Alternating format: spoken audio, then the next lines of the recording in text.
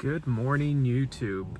Today I wanted to talk about how to develop empathy for the worst people in society because I think it's something that actually carries a lot of therapeutic value when we can have empathy for people who are very hard to have empathy towards.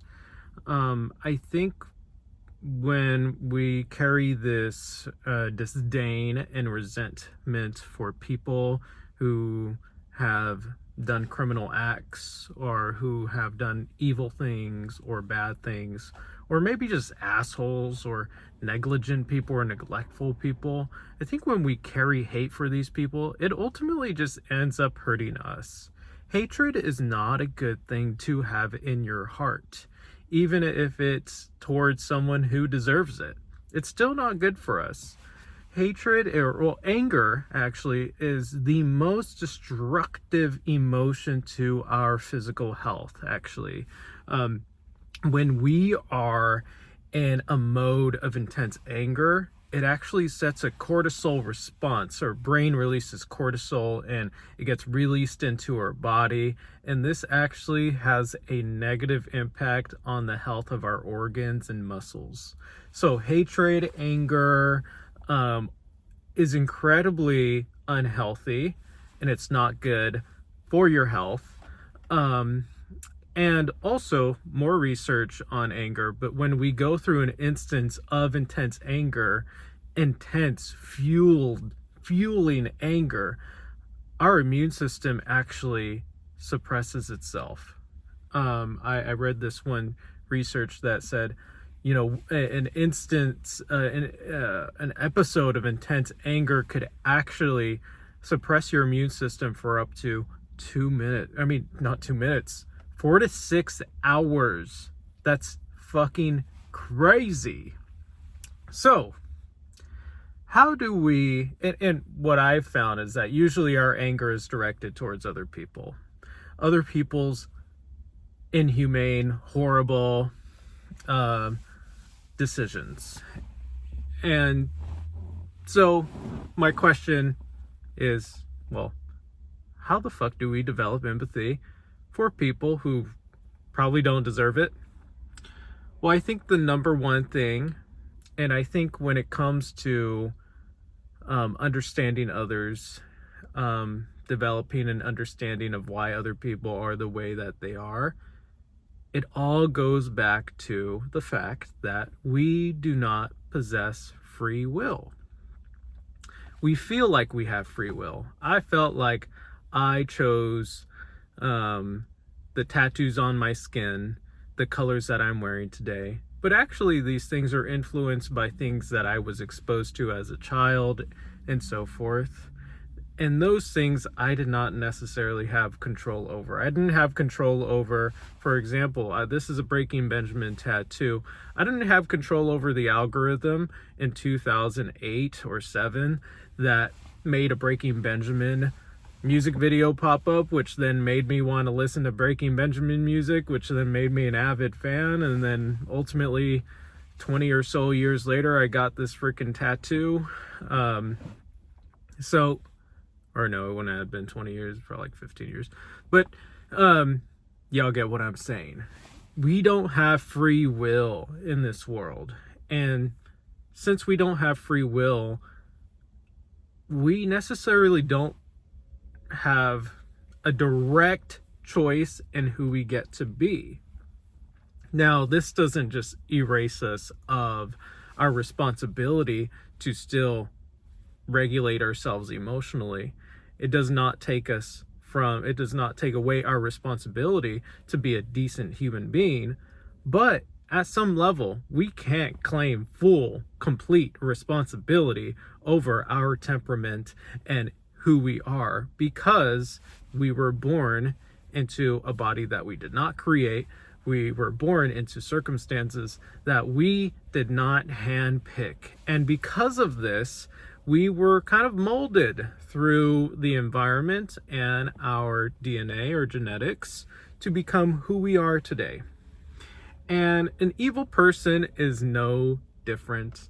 They were born in a particular set of circumstances in their DNA, in their genetics, and in their environment that ultimately led to them maybe not developing as much empathy, maybe to being capable of doing horrible acts to other people. And it is this understanding that people do not have free will that allows, and I feel can allow, one to develop empathy for anybody. And this is all rooted in basic facts and science, like what I just described right now. The basic fact, like we're born into a specific race, we're born into a specific skin color. We don't choose these things. We're born with, I was born with very straight hair. I was born 5'6". We're born within certain parameters. And within these parameters, we then become who we are. And we make active decisions on a day-to-day basis, which then determine who we end up being in the world. But I can't tell you that I created my lay, chill personality, because that's what people kind of will say. I'm like a lay, chill. I'm not, pretty kind of an honest guy. Like kind of can be kind of a blunt guy sometimes. I did not create that. That is who I am. It's kind of like being gay. We don't make the decision, oh, I'm just gonna like this I'm just gonna become a certain sexuality.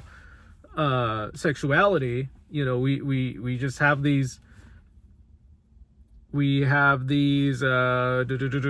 attractive we are attracted.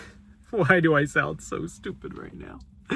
We are just attracted to what we're attracted to. So, same exact thing, baby. Same exact thing. Evil people do evil things, are born into circumstances. And actually, the more that you look into someone who does evil things, the more that you look into their history, the more you can kind of understand why. It's not very hard, and it actually doesn't take a genius, to look into a person's childhood and understand probably the reason why they are the way they are.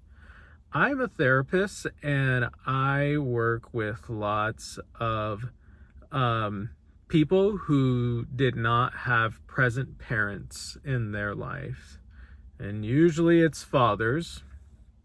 Looking at my fathers, usually there's a lot of absentee fathers in my clients' lives. And the more that I work with my clients to help them come to a place of peace and acceptance, the more we actually have to go into the childhood of their father or parent to understand how their parent became so neglectful, how their parent wasn't capable of love. And when we go into the story, you actually see oftentimes the parent was neglected in a variety of different domains. They were never taught how to love. So this absentee parent, the child usually thinks, oh my God, well, I must be the fucked up reason. I must be the reason why they don't want to be my father or mother is because something about me is messed up. And then the more that we actually look at the father or mother, we see that there's certain things that happened in their life that actually already messed them up in a variety of different ways, that they simply did not have the ability to be a present parent for whatever reason. Whether they had an addiction, whether they maybe didn't have proper empathy, whether they didn't have the modeling of how to show love to a child and how to be present. It was never given to them, so they were never going to give it to someone else because they were still looking for that nurturance. So how are you going to provide a child nurturance when you yourself are still living within the confines of your wounded inner child. A child cannot be a parent to another child. And the parents oftentimes, and adults in our society, live within their wounded inner child that has been abandoned, abused, neglected, betrayed. They're living within that. And then they go out and sometimes they do evil things because they don't have the same level of empathy or remorse or emotional regulation as someone who does have a secure attachment or someone who did have love in their childhood. So ultimately, what allows me to have empathy for anybody? It's understanding their upbringing. Everybody has an upbringing.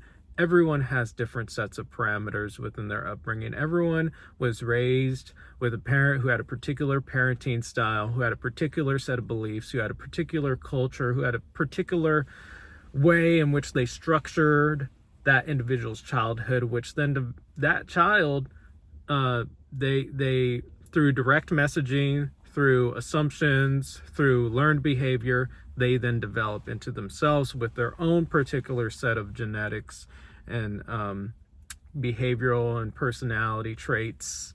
So with that helps me kind of think outside of the box when it comes to thinking about other people, and you know, and I think of all people when I think of how do we have empathy for all people. Like sometimes, like the people who piss me off on the highway, you know, I'm driving on the highway, this asshole just speeds right past me. I wonder, like, what happened to this guy?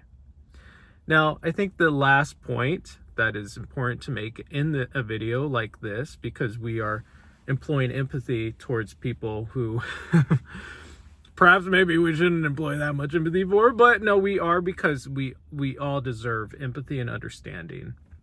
But since I'm employing empathy, I think the final point that has to be made in a video like this is that just because there's reasons why someone acts evil does not mean we justify their behavior.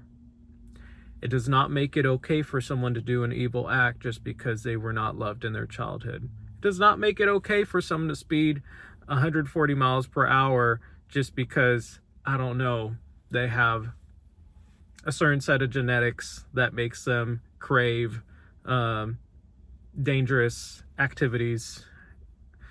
It does not make it okay for someone to cheat on you just because, I don't know, they had an absentee father and never felt love in their life and were just chasing stupidity.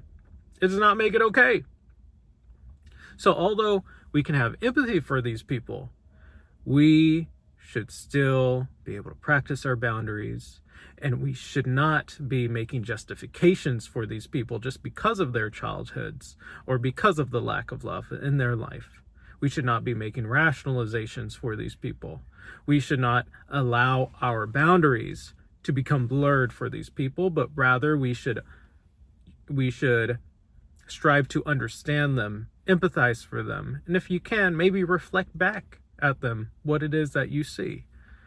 But it does not mean that we say it's okay for these people to act the way they do.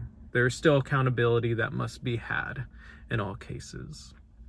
And also, just for safeguarding and protecting your own inner peace and self-love and self-dignity, it is important that you employ boundaries with people who are unsafe. And so, ultimately, guys, at the end of the day, I do think it's illogical to not view people with empathy. It's completely emotional to hate on someone just because they've done something bad. It's completely emotional, although it's like it makes sense, and that's usually the automatic response. Like that's our brain's automatic response when I see an asshole speeding on the highway. It's like, fuck you. But then my logic brain turns on and I'm able to understand, okay, something's going on with that person. Something's going on, whether that was learned, whether it's a way of they cope, whether it's a way that they feel alive, whether they've been disrespected by other people and this is their bite back towards society. There's something going on. So it's important to consider these things, I think, to help us garner a sense of inner peace and understanding for others, so that we don't live in a state of hatred and resentment and disdain. See, so ultimately it helps us in finding peace. And the intellectuality to this whole conversation is actually something that I feel that frees one from the cage of just reacting to things in an emotionally hostile way, because, you know, us people, we will react to these people and get angry with them, but it saves us from that and allows us to be a little bit more grounded and reasonable and factual in our perspectives towards people who, once again, probably don't deserve all of our empathy, but should and need it. That should have it, and ultimately, I think at the end of the day, need our empathy. Love is the answer, but once again, boundaries is also the answer as well. So with that, guys, hopefully you enjoyed my video on how to have empathy for anybody. I think it's really important. This is one of the most crucial subject areas, I think, that needs to be acknowledged by the world. So I will make more videos on this. This is perhaps the most important thing I feel like we can understand as a society. So with that, guys, peace and love.